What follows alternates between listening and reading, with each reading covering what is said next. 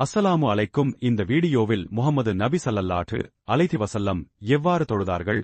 அதற்கு முன்பு இந்த வீடியோவை இப்லீஸ் பார்க்க விடாமல் தடுப்பான். அதனால் அவனை எதிர்த்து அல்லாஹ் அக்பர் என்று கமெண்ட் செய்து லைக் செய்து சப்ஸ்கிரைப் செய்யவும். மாஸ்க் 1. நிய்யத், நோக்கம். நபி ஸல்லல்லாஹு அலைஹி வஸல்லம் அவர்கள் ஒவ்வொரு தொழுகைக்கும் மனதுக்குள் அல்லாஹ்வுக்காகவே தொழுகிறோம் என்ற நிய்யத் வைத்தார்கள். அல்லாஹ்வுக்காக இந்த நேரத்தின் கடமையான தொழுகையை நிறைவேற்றுகிறேன் என்று மனதில் நினைத்துக் கொள்வார்கள். Palms up together 2. தக்பீருல் இஹ்ராம், அல்லாஹு அக்பர்.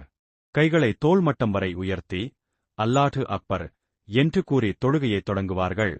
கைகளை மார்பின் மேல் வைத்து வலது கையை இடது கையின் மேல் வைத்தார்கள். Open Book 3. கியாம், நின்ற நிலை. சூரா அலாதிஹாவை வாசித்த பின் ஒரு மற்ற சூறாவை வாசிப்பார்கள். வாசிக்கும் போது அழகான குரல், அழுகை கலந்த சாந்தம், அல்லாஹ்வின் மகிமையை உணர்ந்த மனம் ஆகியவை இருந்தன. Person bowing 4. ருக்கு, வளைதல். அல்லாஹு அக்பர் என்று கூறி வளைந்து, சுப்ஹானா ரப்பியல் அலீம், என் பரம கௌரவமிக்க இறைவன் தூயவன் என்று 3 முறை சொல்வார்கள்.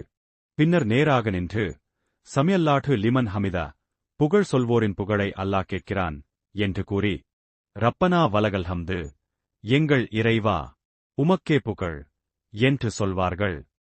Man kneeling 5. சுஜூத், சிரங்குணர்த்தல். அல்லாஹு அக்பர் என்று கூறி சஜ்தாவுக்கு செல்வார்கள். சஜ்தாவில் சுப்ஹானா ரப்பியல் அலா, என் பரம உயர்ந்த இறைவன் தூயவன் என்று 3 முறை சொல்வார்கள். நபி ஸல்லல்லாஹு அலைஹி வஸல்லம் அவர்கள் சஜ்தாவை மிக நீண்ட நேரம் செய்வார்கள். அவர்கள் சொல்வார்கள், மனிதன் அல்லாஹ்விற்கு மிக அருகில் இருக்கும் நேரம் சஜ்தா செய்யும் நேரமே. முஸ்லிம் ஹதீஸ். Woman bowing 6. இரண்டாம் சஜ்தா ரகத் முடிவு. 2 சஜ்தாக்கள் முடிந்ததும் நிமிர்ந்து அமர்வார்கள். ஜல்சா. 2 ரகத் முடிந்தால் தஷட்டுத், அஷது அல்லா இலாஹா இல்லல்லாத் வாசிப்பார்கள். 4 ரகத் தொழுகையில் 4ஆம் ரகத்தில் மீண்டும் நிற்பார்கள். Star and Crescent 7. தஸ்லீம், முடிவு.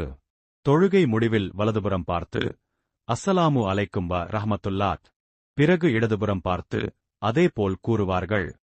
நபியின் தொழுகையின் தனிச்சிறப்புகள். முழு கவனம், குஷூ மற்றும் பணிவு, அழகான குரல் மற்றும் அழுகை. தொழுகையில் குர்ஆன் அர்த்தத்தை உணர்ந்து வாசித்தார். சில நேரங்களில் நீண்ட நேரம் நின்று பாகரா, ஆலிம்ரான், நிசா போன்ற நீண்ட சூறாக்களை வாசித்தார்கள். தொழுகையை ஒரு மன அமைதி மற்றும் அல்லாஹ்வுடன் நேரடி உரையாடல் என்று உணர்ந்தார்.